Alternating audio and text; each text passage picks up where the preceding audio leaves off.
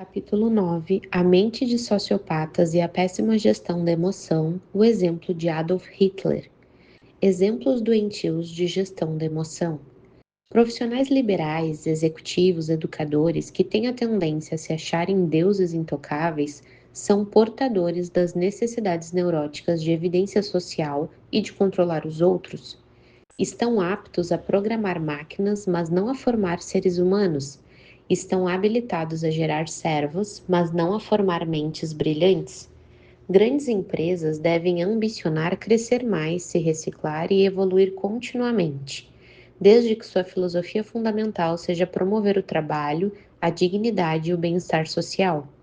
O lucro pelo lucro é insustentável, o lucro social é admirável. Na era da competição predatória, da síndrome do pensamento acelerado, dos avanços rápidos da tecnologia e do bombardeamento de informações, da necessidade constante de se reposicionar no mercado, é muito comum profissionais e estudantes universitários andarem em círculos com enorme dificuldade para evoluir. Queda de produtividade, conflitos na comunicação, baixa motivação e esgotamento cerebral estão em alta. Antes de esse clima caótico ter se instalado, a gestão da emoção deveria ter entrado. Como muitos nunca aprenderam as TGEs, seria preciso otimizar o tempo para que se reconstruíssem. Você conhece casais que brigam a vida toda e não se separam? Conhece pessoas rígidas que não se reciclam, que repetem sempre os mesmos erros? Conhece pessoas tímidas que sonham em falar em público, expressar suas ideias com segurança, porém vivem continuamente bloqueadas? Conhece pessoas que sabem que lidam mal com suas finanças, que reclamam que seus salários nunca chegam ao final do mês, mas continuam sendo consumistas irresponsáveis? Conhece pessoas inteligentes e altruístas que, no entanto, vendem pessimamente sua imagem, não conseguem encantar seus colegas e, principalmente, não conseguem encantar a quem mais amam? Conhece pessoas lúcidas, mas que são sequestradas pelos focos de tensão e reagem sem pensar nas consequências? Conhece pessoas que têm todos os motivos para serem alegres, para se curvar diante da vida e aplaudi-la, pois têm sucesso social e financeiro, porém são infelizes, ansiosas e deprimidas? Conhece pessoas que dirigem casas, empresas e instituições, mas não controlam minimamente sua irritabilidade? Tais pessoas não são limitadas intelectualmente nem deficientes emocionalmente. A questão é que não desenvolveram os papéis vitais do eu como gestor da mente, como gerente das emoções, como editor dos conflitos, como reconstrutor das mazelas. Tornaram-se espectadoras passivas do lixo que se acumula na matriz de sua memória. Não tiveram a oportunidade de conhecer as ferramentas de gestão da emoção, nem mesmo intuitivamente. A seguir, veremos alguns desastres que um ser humano pode causar se não aprender a gerir minimamente sua emoção. Vamos conhecer a história do pequeno Adolf. O erro de análise de Churchill a respeito de Hitler. Para ser um líder exemplar, não basta ser eloquente, perspicaz, culto, influenciador de pessoas. É imprescindível ser maduro e inteligente, capaz de preservar e enaltecer a vida. Isso porque um grande líder também pode ser destrutivo. Um ser humano que faz a diferença no palco social tem de liderar, em primeiro lugar, o mais rebelde e belo dos mundos, a emoção, algo que poucos ícones na história fizeram. Se convivêssemos com muitos dos políticos, celebridades e intelectuais cultuados na história, ficaríamos profundamente decepcionados com os elevados índices de egoísmo, egocentrismo, individualismo, explosão ansiosa e com um baixo limiar para frustrações que possuíam. A maior parte apresentava uma gestão emocional deficiente. Freud foi indubitavelmente uma mente brilhante, mas tinha dificuldade de lidar com contrariedades, em especial quando envolviam sua teoria. Ele simplesmente cortou relação com amigos que contrariaram suas ideias, como o caso de Carl Jung. Winston Churchill, o notável primeiro-ministro inglês, disse que Hitler seria um dos maiores estadistas da Europa se não tivesse invadido a Polônia e iniciado a Segunda Guerra Mundial. Um erro atroz de interpretação, contaminada pela emoção, cuja avaliação se fundamentava em comportamentos macro e não nas atitudes micro. Se Churchill tivesse conhecido detalhes das reações de Adolf Hitler, teria tido mais cuidado. Por exemplo, em 1929, 10 anos antes de iniciar a Segunda Guerra, portanto, Hitler propôs numa reunião do Partido Nazista algo que revelava sua implosiva e destrutiva gestão da emoção: eliminar quase 1 milhão de crianças deficientes mentais alemãs para purificar a raça ariana. Alguém que queira eliminar seres humanos que merecem nossa mais distinta atenção não pode sequer ser chamado de líder. Um péssimo gestor de emoção, seja político, pai ou educador, aposta apenas naqueles que lhe dão retorno. Já um grande gestor dá tudo o que tem para os que pouco têm. Você está no rol dos grandes líderes? A emoção influencia e distorce a visão, a observação, a assimilação, a análise e a construção das ideias de um ser humano. Como estudaremos, o pensamento não incorpora a verdade do objeto pensado. Interpretar é contaminar a realidade, mas essa contaminação pode ser minimizada quando nos colocamos no lugar dos outros, pensamos antes de reagir e protegemos a emoção. Controlar e qualificar a emoção para interpretar de forma livre, independente e justa são desafios tremendos de todo ser humano. Como somos mal equipados e mal treinados para gerir o território da emoção, nossas interpretações são controladas por cárceres psíquicos construídos em nossa memória. O cárcere do ciúme, da inveja, da necessidade neurótica de ser o centro das atenções, das fobias, do sofrimento por antecipação, da ruminação de mágoas e do conformismo. Quais cárceres você possui? Reconhecê-los é o primeiro passo para libertar-se. Negá-los é o primeiro passo para eternizá-los dentro de si. Há profissionais que dirigem reuniões, contudo não sabem controlar minimamente sua ansiedade, quando criticados ou desafiados. Há pessoas que andam sempre na moda, sorrindo e passam a imagem de que são motivadas e alegres, mas por dentro estão chorando.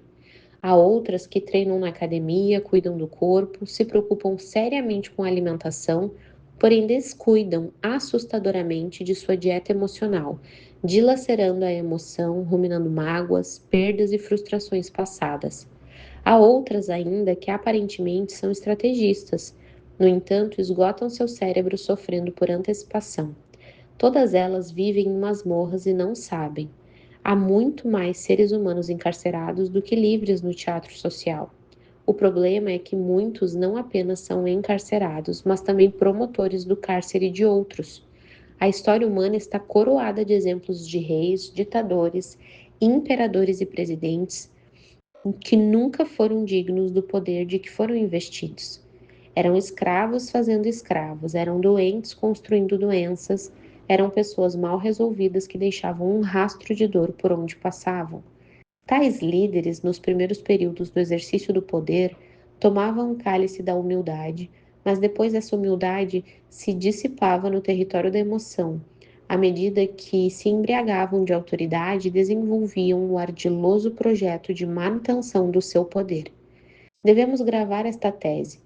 Drogas químicas podem causar dependência e confinamento de um ser humano, porém, a droga do poder pode causar dependência e confinar não só quem dela se embriaga, como toda uma sociedade. Ao estudar o exemplo de Adolf Hitler, talvez venhamos a concluir que características da sua personalidade estão vivas na mente de muitos outros líderes nos dias atuais. Adolf Hitler, um dos piores gestores da própria emoção na história. Nos livros O Colecionador de Lágrimas e Em Busca do Sentido da Vida, escrevi mais de 700 páginas, respaldado em ampla bibliografia, sobre o processo de formação da personalidade de Adolf Hitler, sua ascensão no Partido Nazista e as técnicas de marketing de massa que ele usou para devorar o inconsciente coletivo dos alemães e, em seguida, o de marxistas, judeus, eslavos. Escrever esses livros foi um trabalho extenuante, mas gratificante. Se você ler esses livros, talvez nunca mais verá os bastidores da Segunda Grande Guerra da mesma maneira. Hitler era assustadoramente paradoxal. Vegetariano, não gostava de matar animais, porém não se importava em sangrar seres humanos. Acariciava sua cadela blonde e sua matilha de cachorrinhos com uma mão enquanto, com a outra, telefonava para ordenar a morte de crianças da nossa espécie. Discursava sobre a paz no palco social, mas nos bastidores considerava seus adversários inimigos a serem abatidos. Gostava de falar sobre seu passado humilde na Áustria, porém tinha ataques de cólera quando contrariado. Tinha apreço por bajuladores, mas era solitário, não dividia seus fantasmas com ninguém. Por isso, se considerava uma espécie de messias, investido de poder pela providência divina. Como eu disse ao brilhante e famoso físico judeu Gerald Schroeder, numa conferência que demos juntos, provavelmente não houve na formação da personalidade do jovem Adolf estímulos estressantes que justificassem o fato de ele ter se tornado o maior sociopata da história. Percebi que Schroeder, estudioso da Segunda Guerra, ficou chocado com minha abordagem. Em seguida, relatei a ele que o pai de Hitler tinha um emprego seguro, era funcionário de uma alfândega, tinha apreço pela natureza e gostava de colmeias. E Clara Hitler era uma mãe gentil que o amava. A minha tese é que um ser humano não precisa ser devorado na infância para se tornar um devorador na vida adulta. O Homo sapiens pode ser adestrado como um animal para cumprir essa função. Dois tipos de sociopata.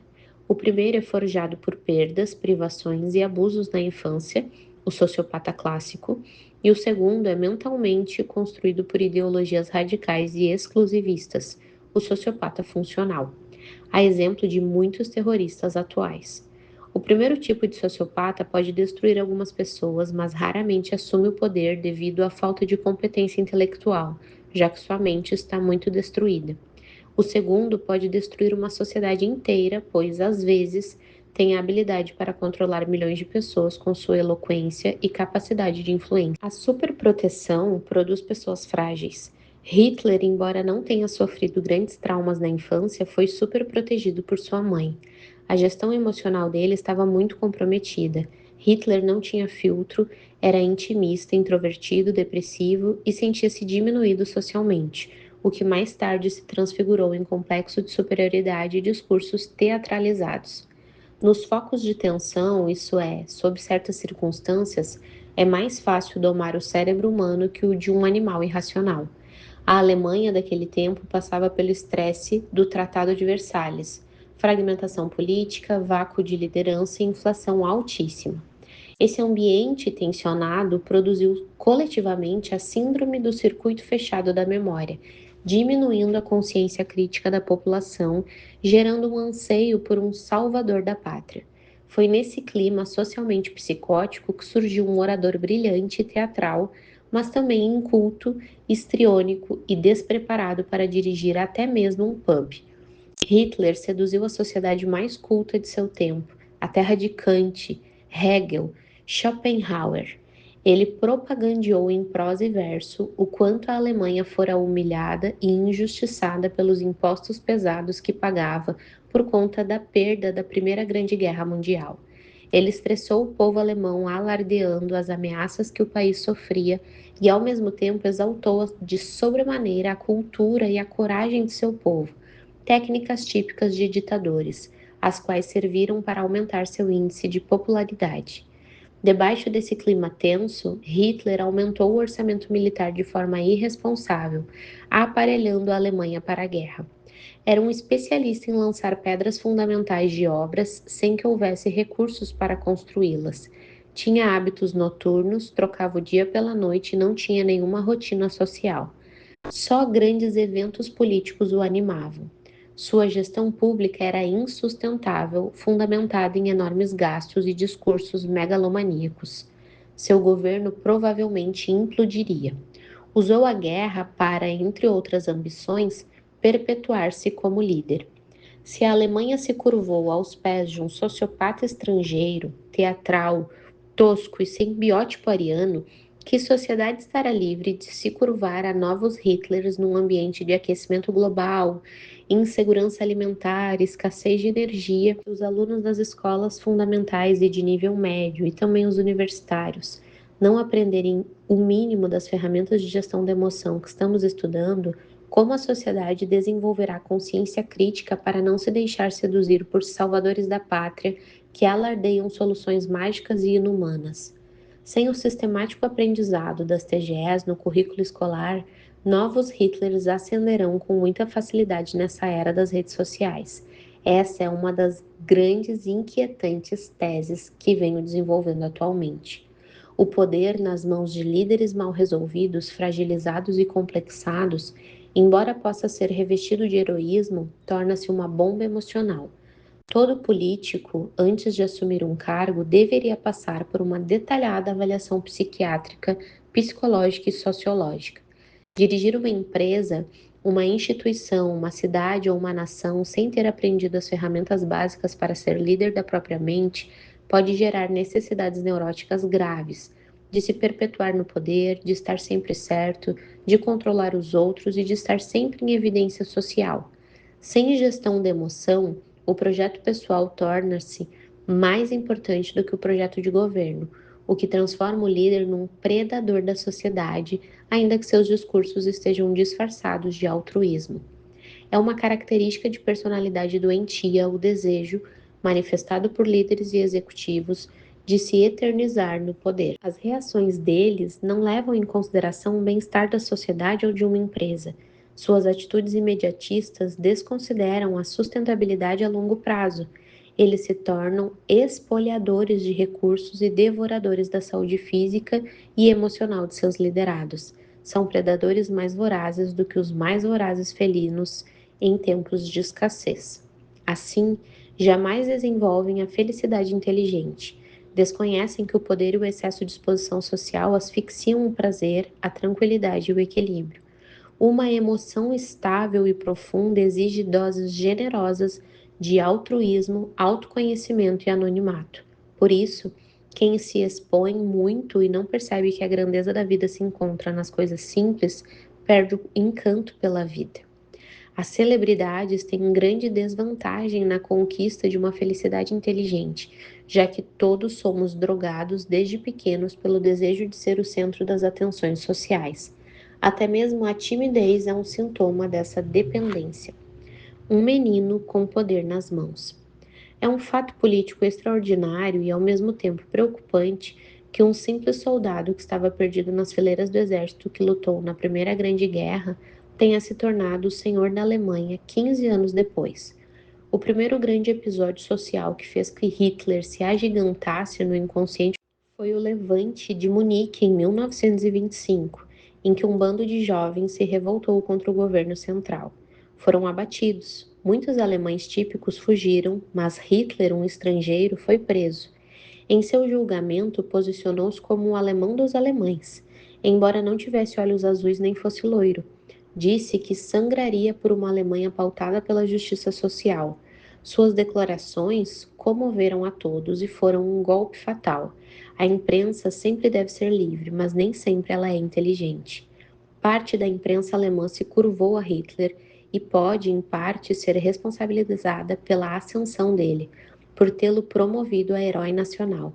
Foi na prisão que Hitler escreveu Mein Kampf, Minha Luta, um livro contendo falácias sobre economia política de Estado. No teatro da política, o histórico e as atitudes de um líder deveriam ter um peso 100 vezes maior do que suas palavras. Entretanto, devido aos baixos níveis de gestão da emoção no teatro social, asfixiamos a consciência crítica e perdemos a capacidade de filtrar, o que nos leva a nos embriagar com os discursos eleitoreiros, tal como um alcoólatra com uma cachaça. Depois das eleições, quando o cérebro cai na ressaca, surge o sentimento de culpa e arrependimento. Mais uma vez afirmo aqui, sem gestão da emoção, o ser humano é facilmente seduzido. A Alemanha havia ganhado um terço dos prêmios Nobel da década de 30. Foi essa sociedade tão culta que se embriagou com as palavras de um sociopata sem filtrá-las. A elite política e empresarial subestimou Adolf Hitler, acreditando que seu histrionismo, teatralismo e inexperiência fariam que não sobrevivesse ao poder por muito tempo. Ledo engano. Nos dias atuais, sociopatas embriagariam as massas? Estamos na era da democratização das informações. Maravilhoso! Estamos na era das redes sociais. Ótimo! Estamos na era da livre expressão das ideias. Excelente! Mas também estamos na era em que as pessoas têm contato com muitos, porém raramente têm contato profundo com alguém. Estamos numa era em que pisamos na superfície não apenas do planeta físico, mas também do planeta psíquico. Estamos na era do autoabandono, em que poucos se interiorizam, filtram estímulos estressantes, elaboram suas experiências e domesticam seus fantasmas mentais. Nunca as emoções foram tão lábeis e instáveis. Num momento, um pai é paciente, no outro, ele explode. Num momento, um executivo é generoso ao explicar a filosofia da empresa, no outro, tem crise de ansiedade quando contrariado. Num instante, um professor expõe a matéria, no outro, tem reações explosivas por não conseguir controlar a classe. Os mestres em todo o mundo não entendem que, na atualidade, devido à síndrome do pensamento acelerado, é impossível conseguir o silêncio total no microcosmo de uma sala de aula. Faz-se necessário canalizar essa energia para algo produtivo. As sociedades modernas tornaram-se emocionalmente bipolares. Uma pequena porcentagem de pessoas tem depressão bipolar, caracterizada pela alternância de períodos de depressão e euforia, mas muitos de nós temos personalidade bipolar, ou seja, saímos do céu da tranquilidade para o inferno do estresse com muita facilidade. O nível de tolerância às frustrações está baixíssimo nessa sociedade apressada, consumista, em que o cidadão parece ter se tornado apenas um número de identidade ou um cartão de crédito, o que dificulta o processo de gerenciamento da mente. Gostaria de fazer um alerta aos professores e gestores educacionais dos países onde esse livro for publicado. Gerir a emoção é apostar o máximo possível nos alunos alienados, inquietos, com baixo rendimento, enfim, aparentemente desqualificados. Hitler, quando jovem, antes de ir para Munique, na Alemanha, tentou se inscrever na Escola de Belas Artes de Viena, mas o professor avaliador era rígido e inflexível, só investia nos alunos que encantavam seus olhos. Podia entender de artes plásticas, mas desconhecia a plasticidade do mais incrível dos mundos, o mundo da emoção. Desconhecia as ferramentas básicas da gestão da emoção para um formador de pensadores. O professor de Viena não sabia que estava em suas mãos a possibilidade de evitar a Segunda Guerra. Bastava que desse uma oportunidade àquele garoto tímido e sem traços excepcionais. Entretanto, ele o rejeitou. Se o tivesse aceitado no rol de seus treinandos, talvez tivéssemos tido um artista plástico medíocre aos olhos dos críticos, porém provavelmente não teríamos tido um dos grandes psicopatas da história. Um único professor poderia ter poupado dezenas de milhões de vidas. Na sociedade digital de hoje, educadores de todo o mundo têm perdido prestígio. Computadores, internet, técnicas de multimídia têm, mais do que auxiliado, o substituído. Todavia, se considerarmos o mais excelente programa de treinamento e educação humana, a gestão da emoção, os professores são simplesmente insubstituíveis.